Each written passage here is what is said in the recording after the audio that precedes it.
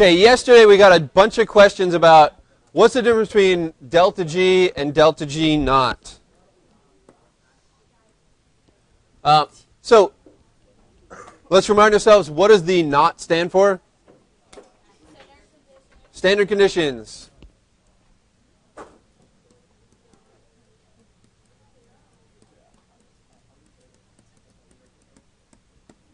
And what's the most important part of standard conditions? And don't say temperature.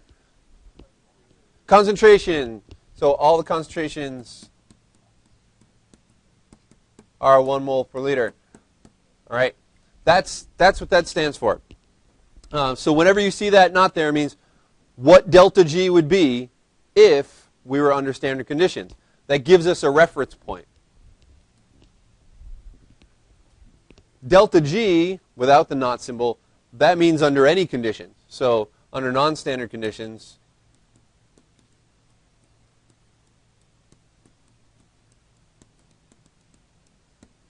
and their concentrations could be anything.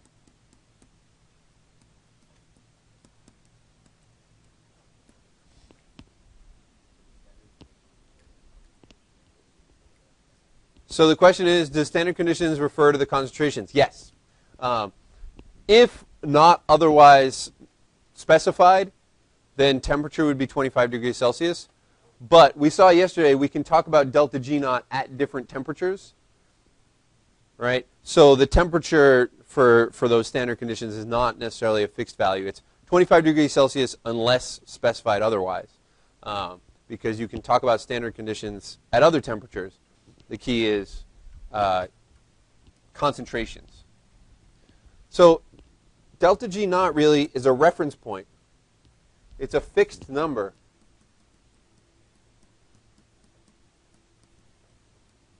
For a reaction at a given temperature.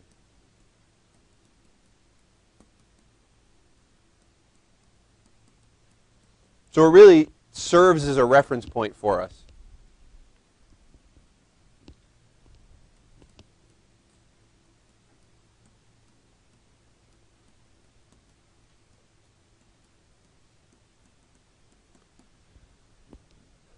The thing about delta G under other conditions, that is going to change depending on the concentrations.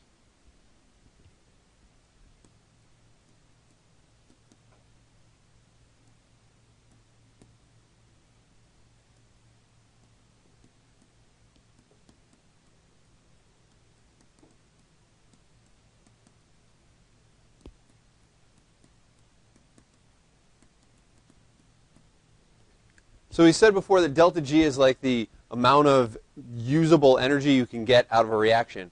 Really, so it tells us, how if we let this reaction run and we let it go toward equilibrium, how much energy will it release, or how much energy will we need to put in? And so that's going to change depending on how close it is to equilibrium. All right. So these two numbers, delta G versus delta G naught. Delta G naught is a fixed thing for the reaction. Delta G changes as the concentrations change. All right. Specifically, delta G is related to this equation.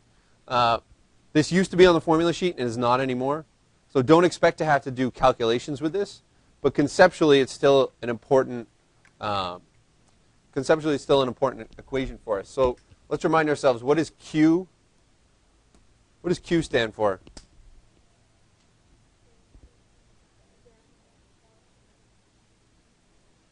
Q can stand for heat, but it's not standing for heat here. It's the ratio of the products over reactants at a given point in time.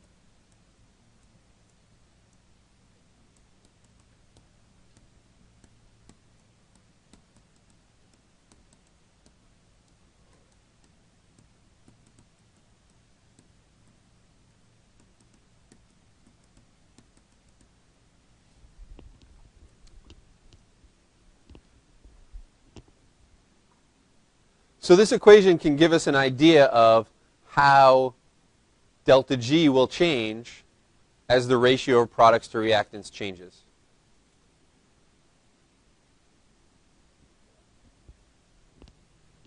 So as the amount of products increases, so as Q increases, what happens to the value of natural log of Q? It increases. So that whole term on the right there increases. So delta G will change. As Q goes up, delta G will go up. Oops.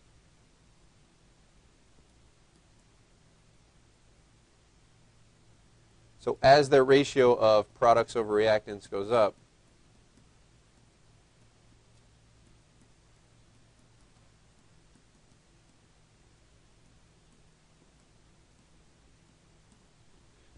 delta G goes up.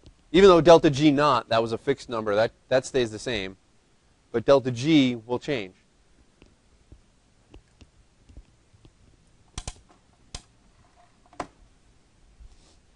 So as that reaction approaches equilibrium, we might ask, well, what's going to happen to delta G when it reaches equilibrium? The equation can kind of help us out there a little bit. At equilibrium, that means Q equals K. So if I plug that into this equation, I get delta G equals delta G naught plus RT ln of K. All right? So when it reaches equilibrium, I just plug in K for Q. Now yesterday we saw there's a relationship between delta G naught and K. If you don't remember what that is, take out your formula sheet and find it, or look back in the notes and find it.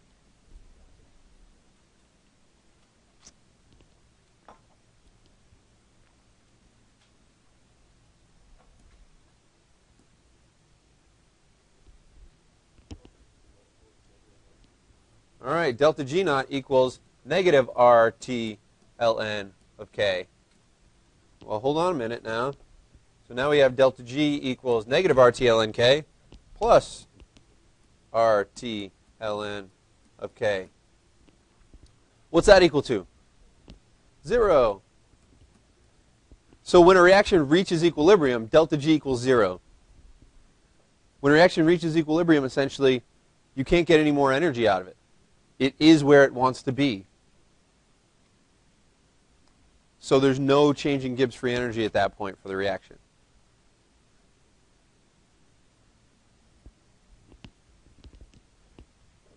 So if you start with a reaction with a big negative delta G value, over time that delta G value, as you make more products, that delta G value will come up, up, up, and then it'll reach 0 once the reaction's at equilibrium. So when a reaction is at equilibrium, delta G equals 0.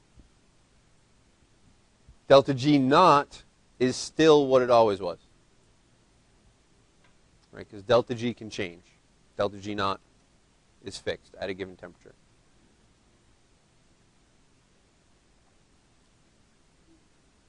Questions there?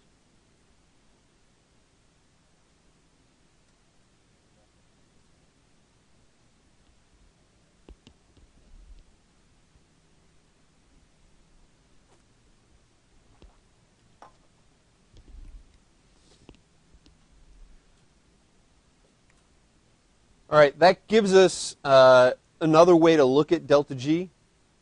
Another way to look at delta G is delta G is really telling us how far away from equilibrium we are. If delta G is a really big negative number, that means the reaction has to go way in the forward direction to reach equilibrium.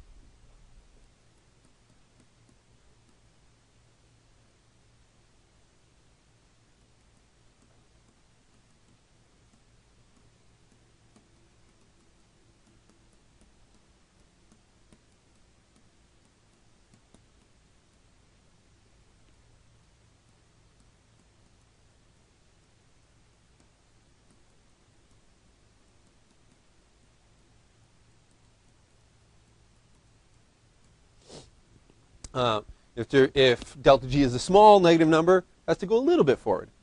Delta G is a small positive number, it has to go a little backward. Delta G is a big positive number, it has to go way backward. All right, so Negative means it goes forward. Positive means it goes backward. Yep. But things want to go downhill to the lowest Gibbs free energy they can get to. So if the change in Gibbs free energy is negative, that means it's going to want to roll down that hill, get to the smaller value.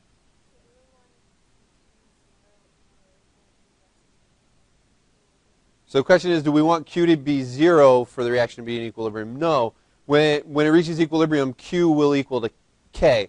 Delta G will equal 0. When it's at equilibrium, remember Q is the ratio of products to reactants. If Q were 0, it would mean there'd be 0 products. But it's delta G equals 0 at equilibrium.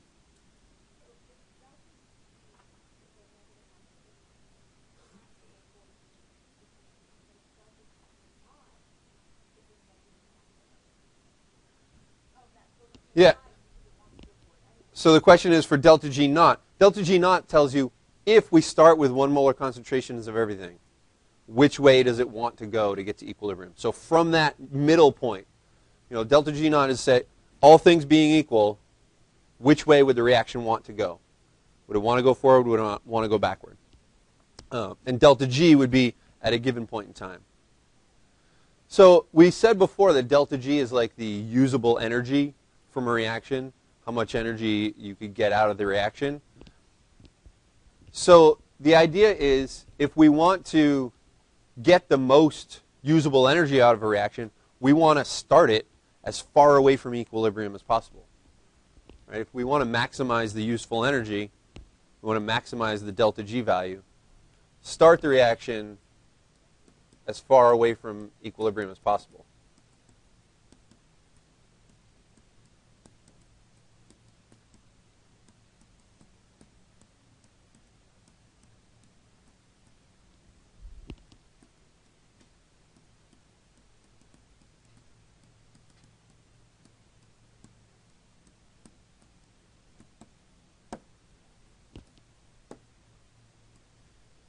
So we have this equation, delta G equals delta G naught plus RT ln of products over reactants.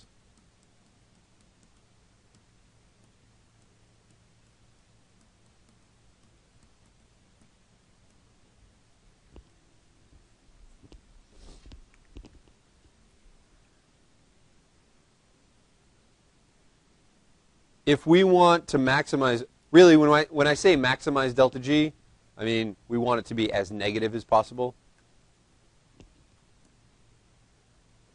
Because negative is favorable. So when I say maximize delta G, I mean make delta G as negative as possible.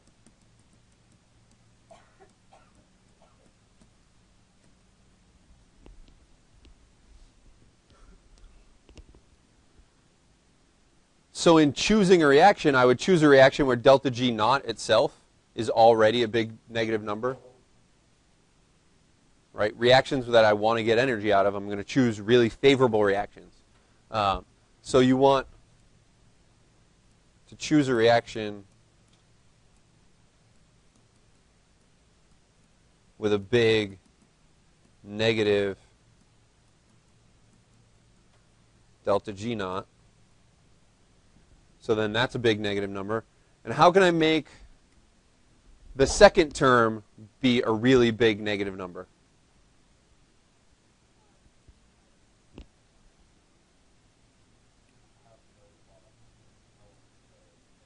Have as little products as possible, and then as much reactants as possible.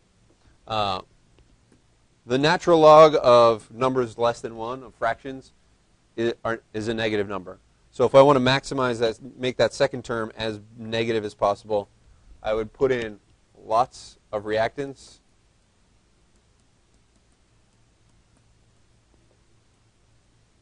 and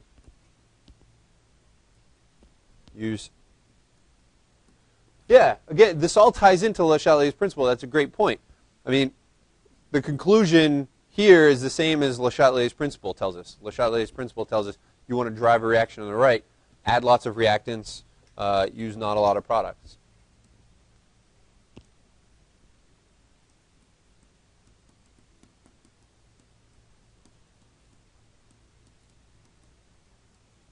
And so what that'll do is it'll make that term become a really negative number and help push the reaction to the right.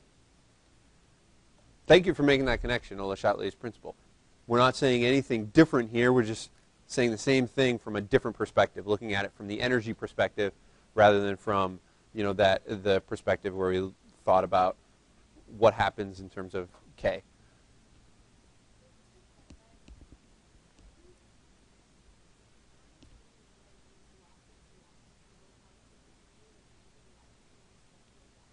So the question is, what do I mean by use little or no products? Basically, I mean, yes, start with no products. Now, as soon as the reaction starts happening, products will be formed. So that numerator won't stay 0 forever. That numerator, the amount of products will immediately become something that is a non-zero number. So the key is use a high concentration of reactants.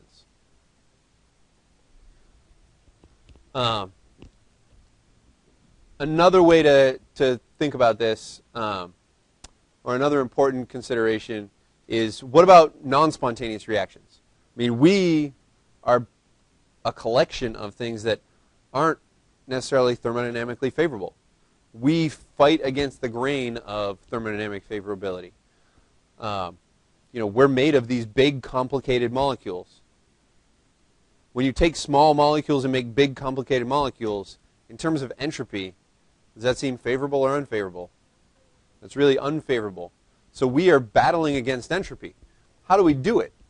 Well, there's a couple of approaches you can take if you have a non-spontaneous reaction. So when I say a reaction non-spontaneous and not thermodynamically favorable, so a reaction where delta G naught is a positive number.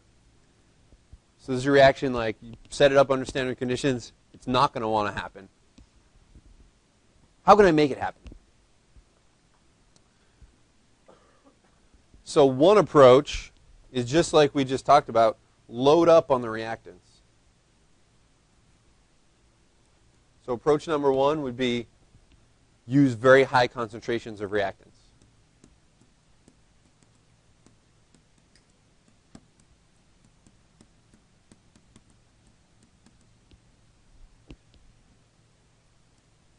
Again, we have delta G equals delta G naught plus RT ln of products of reactants.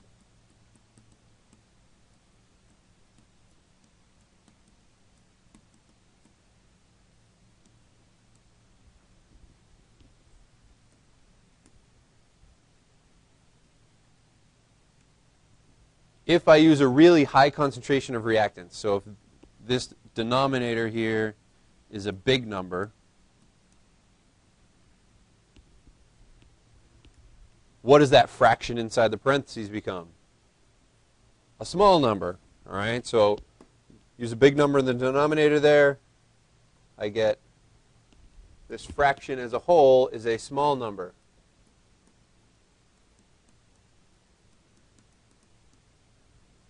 All right. Now, if I take the natural log of a really small fraction, this requires knowing a little bit about how logs work. If I take the natural log of a really small fraction, what do I get? A very negative number.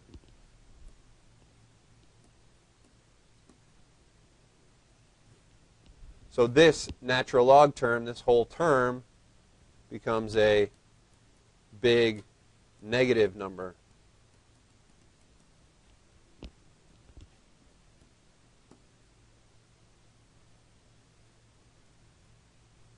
So if this is positive, one way to force the reaction to happen, one way to make delta G a negative number is to make that second term become a big negative number. So I have a positive plus a big negative. The whole thing can end up being negative. So I can force a reaction. Again, same thing we said before with Le Chatelier's principle. You want to drive a reaction to the right. Even if it's an unfavorable reaction, one option is to have huge concentrations of the reactants. If you want to stop a reaction, so the question is, what do you do if you want to stop a reaction? Yeah, put in lots of the products, right? Le Chatelier's principle says that'll drive it back in the other direction. Um, so one approach is to use high concentration reactants.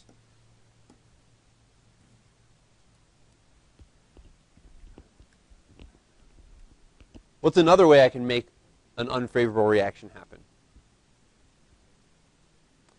You can raise the temperature, but raising the temperature will only work in some cases.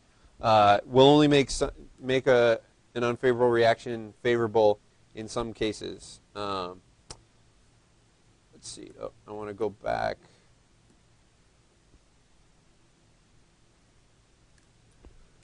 So we looked at these cases before. We did these 4 example reactions. Oh, and yesterday we had the discussion where I drew the little people. But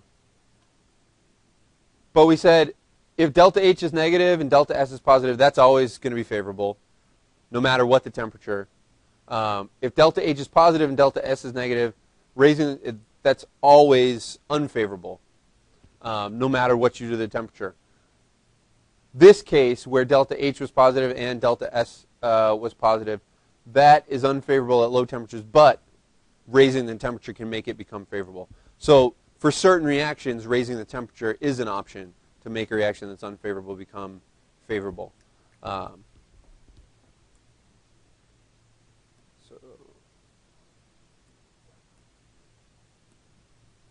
let's go back now. All right, so I guess an approach for endothermic reactions,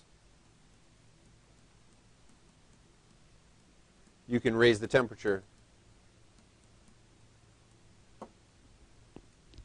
So that's a good point. It's an endothermic reaction. Raising the temperature can make it become favorable.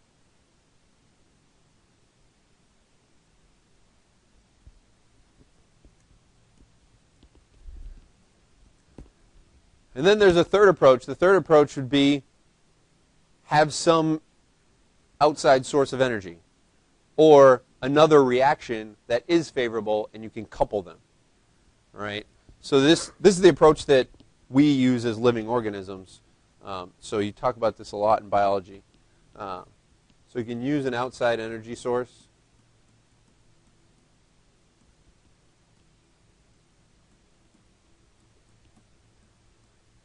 Or couple the unfavorable reaction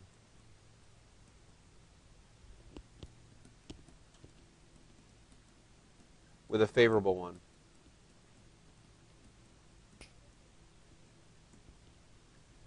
So the question is that like photosynthesis? Yes. I'll talk about that in a minute. Using an outside energy source, this is essentially what you do when you recharge a battery. Batteries essentially run on a chemical reaction that's favorable.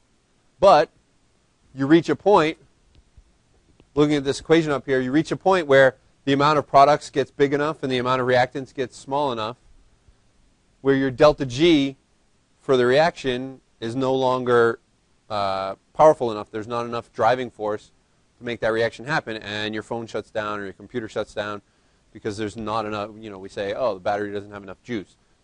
When we're saying that, what we're saying is there's not enough of a driving force to keep your computer going or keep your phone going. So when a battery is dead, we use an outside energy source to force that reaction to go in reverse. We plug it in. The electricity from the wall forces the products to turn back into reactants. And we run the reaction in reverse. We'll look specifically at those. That'll be the last topic we do, electrochemistry. Coupling, you see a lot in biology. So in biology, the reaction that is used most of the time in biological systems as a favorable reaction to couple with unfavorable reactions is this one. ATP plus water makes ADP plus phosphate. ATP, big complicated molecule, but essentially it has these 3 phosphate groups bonded to each other. And it's got this A part, and then you have phosphate groups. Phosphate groups look like this.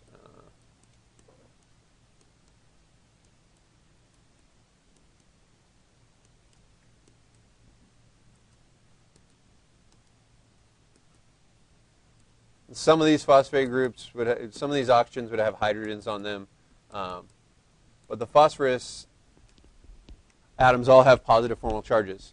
And think about this from an enthalpy perspective. If you're an oxygen, what's your personality? You're selfish. You're a bully. You like to be able to have electrons that are easy to pull towards yourself. You love to be bonded to hydrogen or bonded to carbon because those things aren't very strong and you can kind of hog the electrons. If you're an oxygen between these phosphorus atoms have a positive formal charge. And so it gets a little hard to bully them. And so if you're the oxygen between the phosphorus atoms, you're not as happy as you could be. So a lot of times these are referred to as high energy bonds. By high energy bonds, what that actually means is they're relatively weak bonds. It's relatively easy to break the bond between one of these phosphorus and the oxygen and replace it with a different oxygen, one that doesn't have to be between the two of them. And so from an enthalpy perspective, we could see why that would be favorable to break that off so that the oxygens don't have to be in that situation. From an entropy perspective, breaking this molecule into two separate molecules, we can also see why that would be favorable. So this is a really favorable reaction. This has a delta G value that is a big negative number. And in bio, I think yesterday the term that you would use, that you use a lot in bio is you would say this is exergonic. Releases lots of energy. The second equation I have down here, we looked at, back on Tuesday as an example of a reaction that is never thermodynamically favorable. Because from an enthalpy standpoint, enthalpy is going in, delta H is positive, and delta S is negative. You're decreasing disorder. So the second reaction is endergonic. Delta G is a positive number.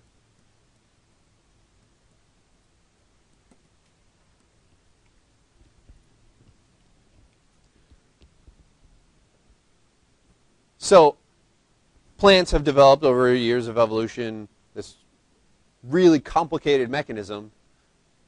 But what that complicated mechanism boils down to is they use sunlight.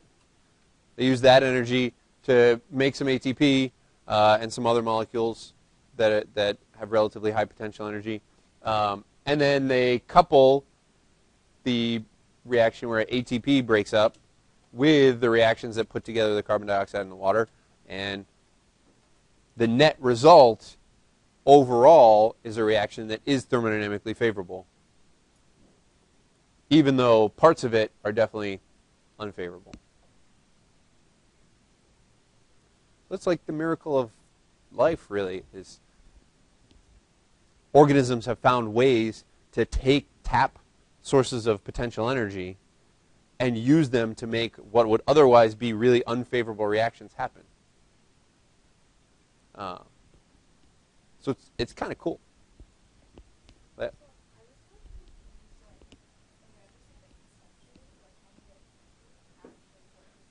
so the question is, how does this actually work? How it actually works is, that's the biology part, and this is where biologists are.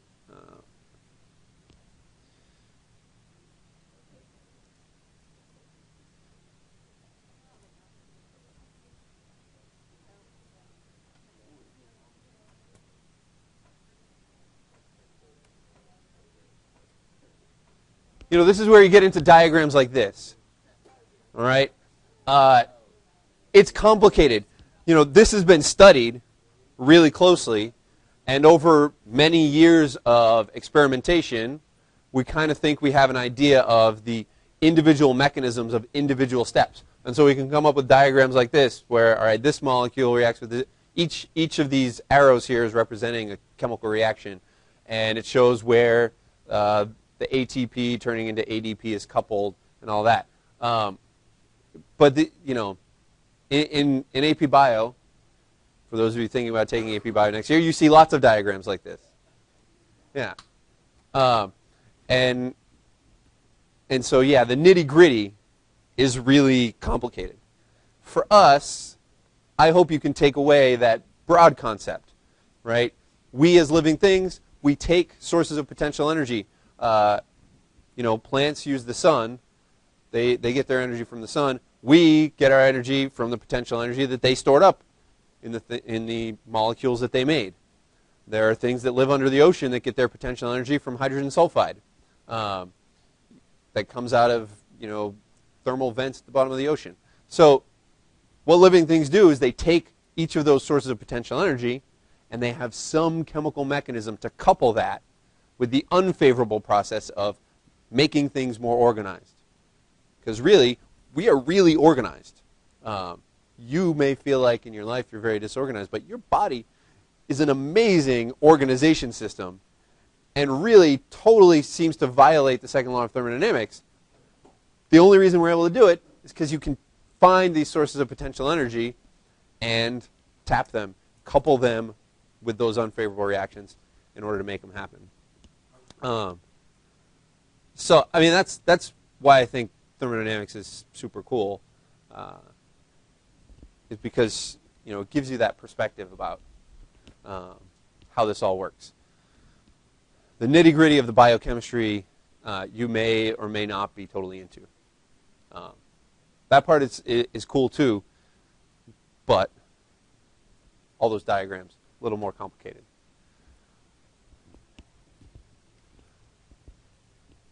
All right. So we're ready to wrap up. We, in the last couple months, have done the big intellectual heavy lifting of the course. So between January and February, we did the big intellectual tough stuff. Mainly we covered two big topics that we want to make sure we keep somewhat distinct. They're related, but they're not the same. And that would be thermodynamics versus kinetics. So I'm going to start by going to the picture, which is on the next slide. Because the picture really says it all.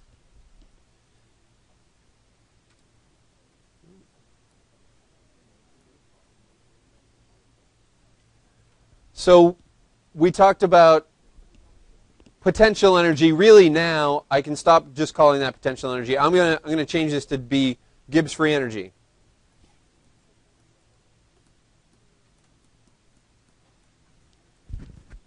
So Gibbs free energy is on the vertical axis there, and then reaction progress on the bottom. We've seen these diagrams before.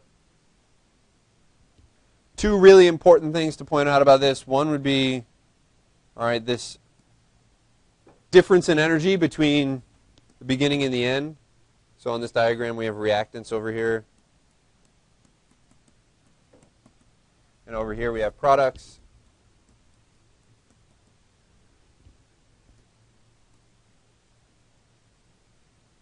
So this difference in energy between reactants and products we call delta G.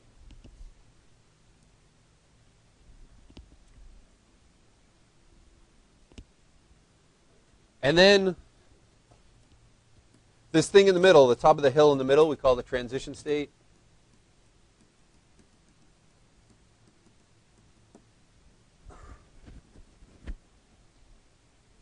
What do we call the distance from the reactants to the top of that hill? That's the activation energy.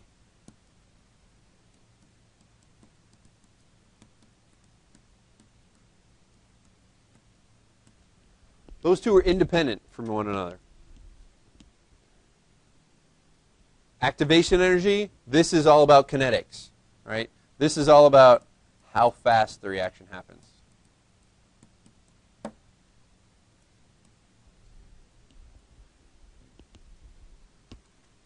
Delta G, this is all about thermodynamics. So this is all about where equilibrium will lie.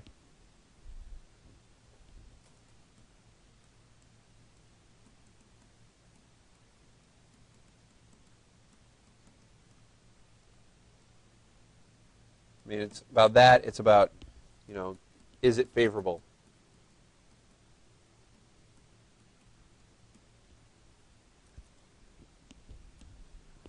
And just because a reaction is favorable does not mean it's going to happen quickly. Just because a reaction has a low activation energy does not necessarily mean it's favorable. Those two can be independent. You can find examples of reactions that are favorable with high activation energy, favorable with low activation energy, unfavorable with high activation energy, unfavorable with low activation energy. All of those exist. So you want to have a little bit of a separation in your mind between kinetic ideas and thermodynamic ideas.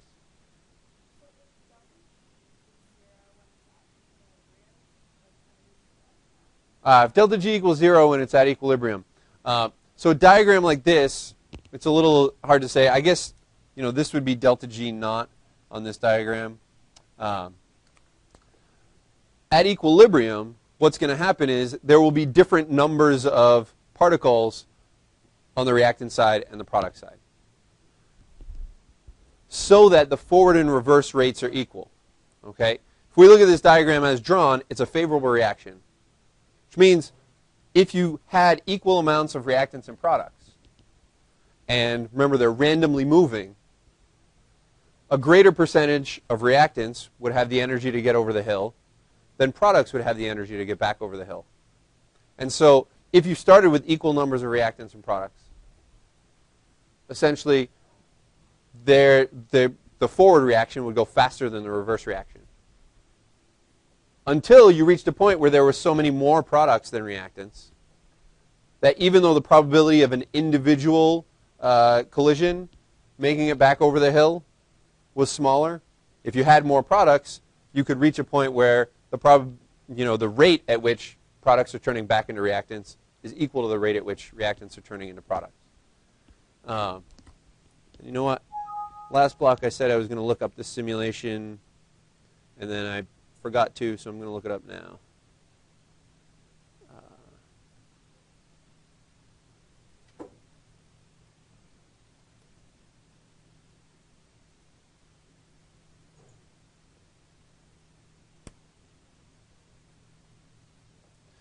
So the simulation isn't perfect, but it can at least give us a little visual to relate to that.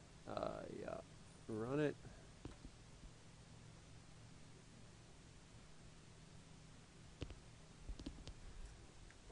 All right. So we have a reaction here, and we can change the activation energy. We can change the energy of the reactants and the products. And we can change the temperature. So we don't want 0 Kelvin, I don't think. So we got to add some molecules first. Let's see. Let's put in 50 reactant molecules. Let's put in 50 product molecules.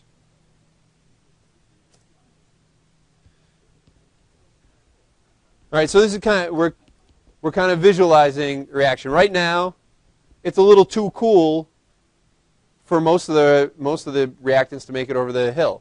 But we can see there's more than making it over that way than making it over in the reverse direction. So right now, the forward reaction is definitely faster than the reverse. We could reach a point, though, where there's so many more products on that side that they start coming back over. Let me lower the activation energy a little bit, and I'll raise up this side. And let's add a little heat. So what's happened to my numbers is the numbers have slanted more towards B, towards products. Am I getting any products going back yet? Let me heat it up a little more.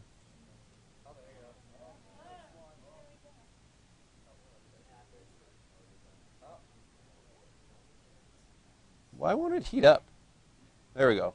Now it's going.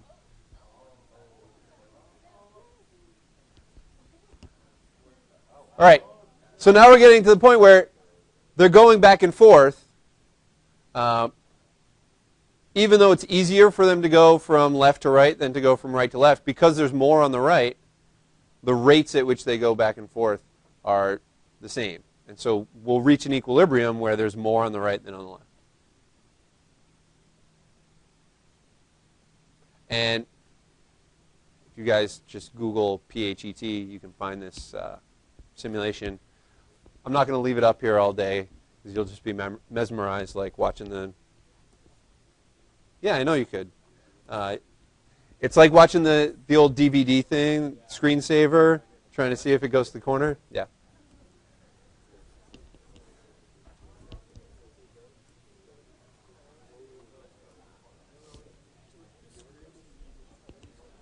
All right. So to wrap up this disconnection between the two, thermodynamics is about whether a reaction will happen or whether it really, I'm going to cross out will and say wants to happen.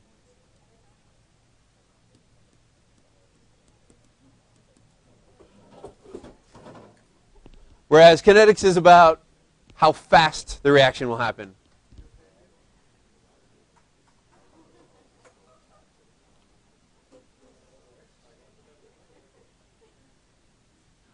I'll wait. All right. Thermodynamics doesn't matter what pathway you follow. All that matters is where the reactants and products are. So it doesn't matter if you add a catalyst or anything. The thermodynamics situation stays the same. Whereas kinetics depends on what reaction mechanism you follow. Thermodynamics, delta G, delta H, delta S, and then capital K, this is the equilibrium constant. Whereas kinetics is about activation energy and lowercase k, the rate constant. Temperature is important for both of them, but the key is a catalyst does not affect the favorability of a reaction. A catalyst cannot make an unfavorable reaction happen. So in biology, you could have all the enzymes you want. If you don't have an outside source of energy, then the plant can't do photosynthesis without light, right? The enzymes can't make photosynthesis favorable. All they can do is speed up the reaction, provided that it is favorable. So you need to have a source of energy to make an unfavorable reaction become favorable. Is that why heat is not a catalyst? Yeah, a catalyst is an actual physical substance that is involved in the reaction. Heat is energy. So those two are distinct from each other. Yep. A catalyst does just lower the activation energy. It physically lowers the activation energy by providing a different pathway. Usually the way catalysts work is they bond to one of your reactants and they weaken some bond that needs to break. And when you weaken the bonds that need to break, well, that means it takes less energy to start getting the reaction going. Another way that they work, the way enzymes work, is they actually physically will attract the reactant molecules to themselves and grab them and kind of put them together in the right orientation. And again, that lowers the cost to get to that transition state. Well, it is. The question is it a different reaction now? It is a different reaction in the sense that how it's happening is different. How you get from reactants to products is different. There are going to be different steps along the way. But it's the same reaction in the sense that the reactants and products will be the same, whether there's a catalyst there or not. So the balanced chemical equation is the same, but the way it gets there is different. The thermodynamics is still the same because that just depends on where the reactants and products are, but the kinetics are different when you add a catalyst. All right, so there you have it, thermo versus kinetics objectives. Let's see if they make sense to us.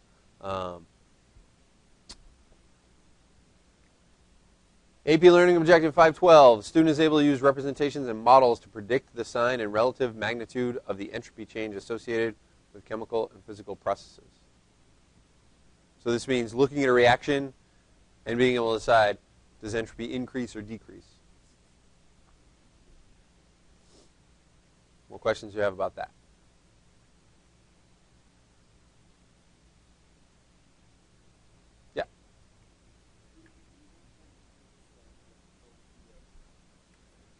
So the question is, would you do that by using standard enthalpy of formation? Well, this wouldn't be enthalpy of formation. This would be related to the standard entropy.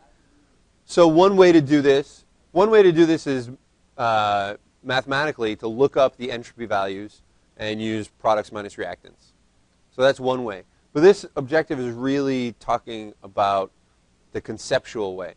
So looking at reactions like we did back on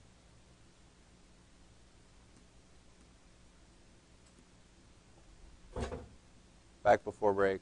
Come on. Looking at reactions like these and being able to predict, all right, is entropy going up or entropy going down, conceptually. And then the objective also talks about the relative magnitude. So if you saw two reactions side by side and say which one has a greater magnitude of delta S, you would be thinking about, well, which one causes a greater increase in entropy or a greater decrease in entropy, based on the number of gas particles usually. But it can also be comparing, you know that liquids have more entropy than solids, etc.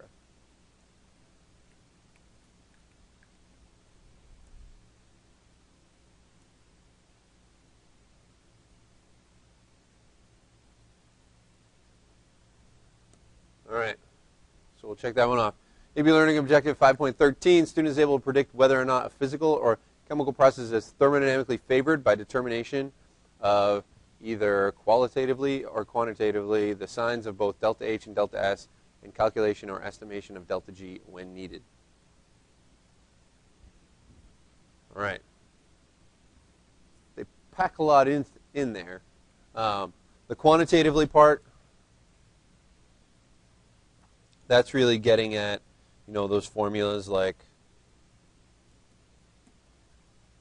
delta H equals delta H of formation of the products minus reactants.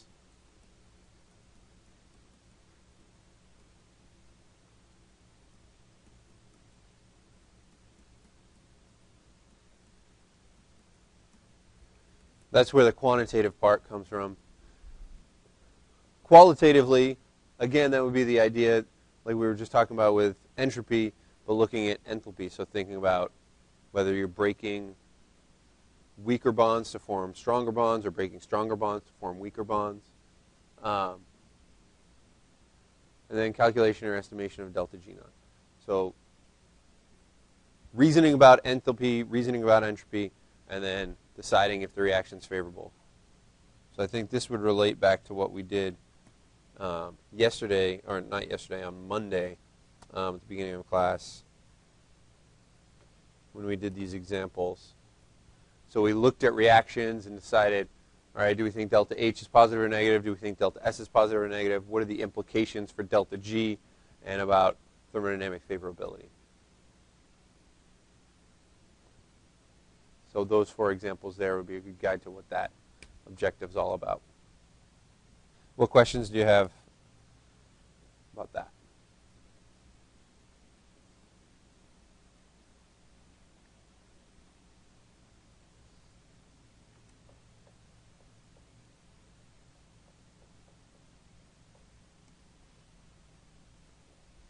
Check it off. All right.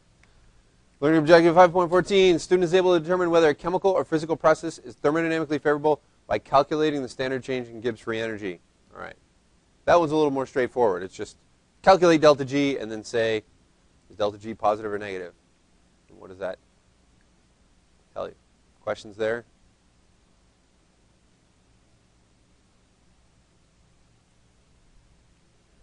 All right. Student is able to explain how the application of external energy sources or the coupling of favorable with unfavorable reactions can be used to cause a process that are not thermodynamically favorable to become favorable.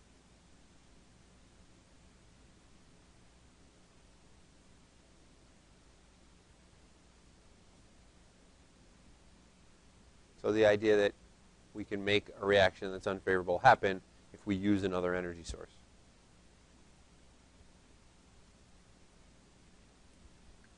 All right.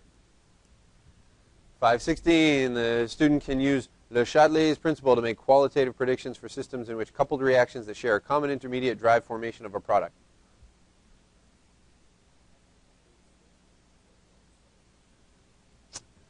So one student commented, I don't understand what that says. Mr. Bennett and I have also made that same comment. We racked our brains and we searched for examples and still can't quite understand this one. Le Chatelier's principle. Do we understand Le Chatelier's principle?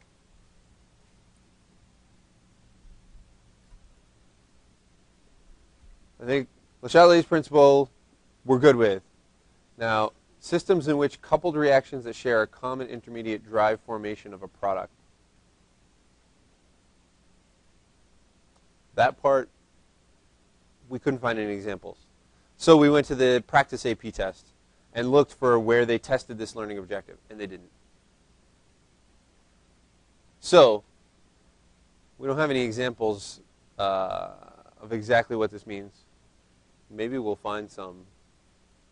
But in the meantime, they didn't put it on the practice test. They have more objectives than they can possibly test. So I'm just going to kind of hope this one is not really, it's definitely not stressed on the test itself. So we'll leave that one as a question mark. All right, 517. The student can make quantitative predictions for systems involving a couple of reactions that share a common intermediate based on the equilibrium constant for the combined reaction. Now this one we'll actually do more of when we get into acids and bases next. But the idea is you can come up with an equilibrium constant for a combined reaction. And when you combine two reactions, you put two reactions together, you multiply their equilibrium constants. And we're going to be doing some of that, coming up with acids and bases. This one will coming soon.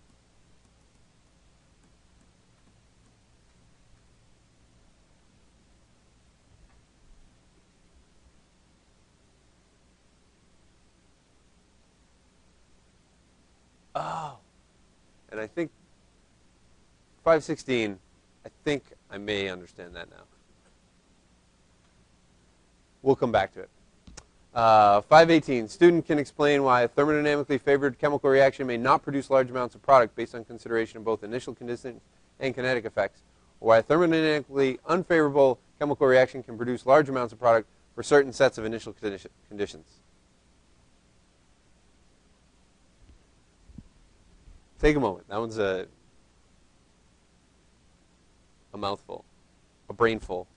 It's something full.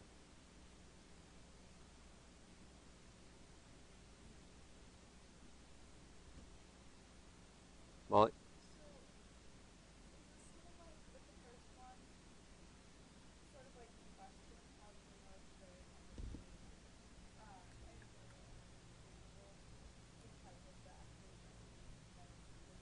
Yeah.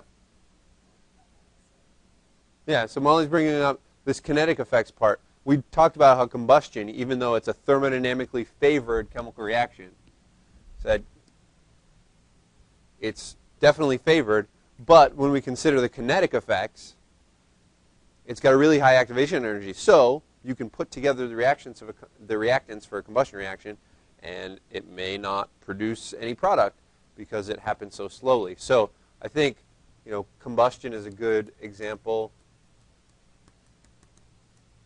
to go with that part, the kinetic effects. So we did discuss that.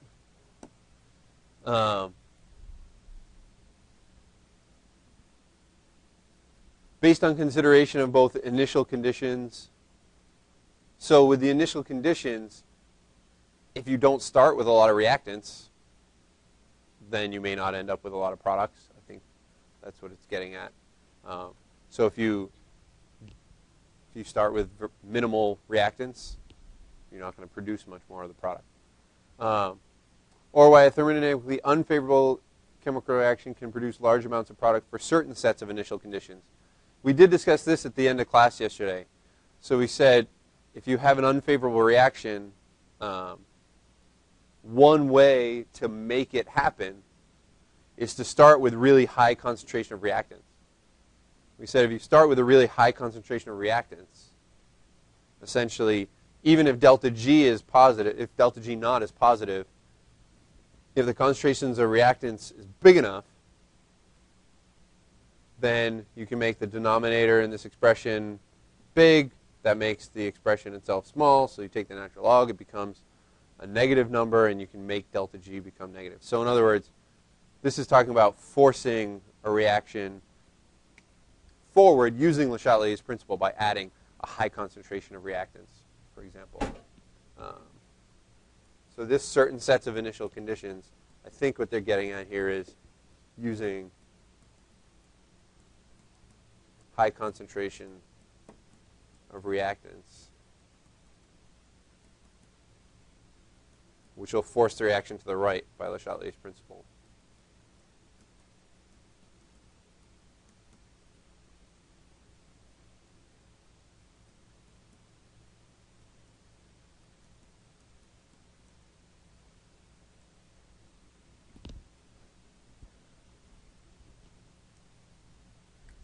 What other questions do you have about that objective?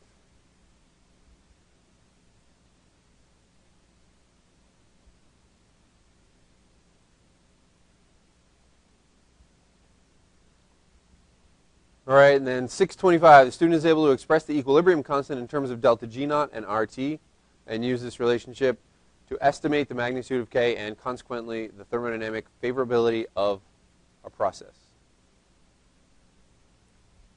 So this is all about using delta G naught equals negative RT ln of K. It's also useful to be able to think about this equation from K's perspective. So really it's K equals E to the negative delta G naught over RT.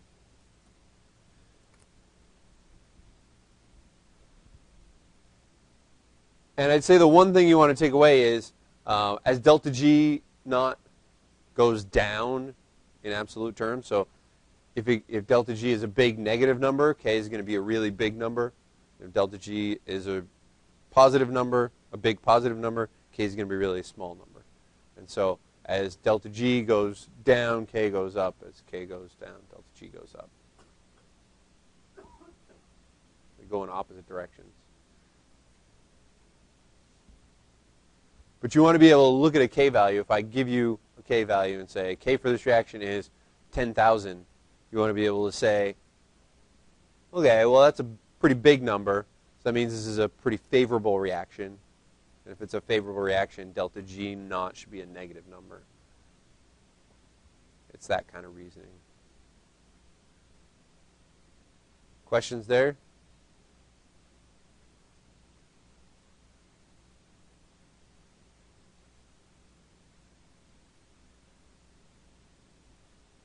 All right. So there we have it. Thermodynamics in 5 easy, no, not easy. 5 short, no, not short. 5 fun, awesome, amazing lectures.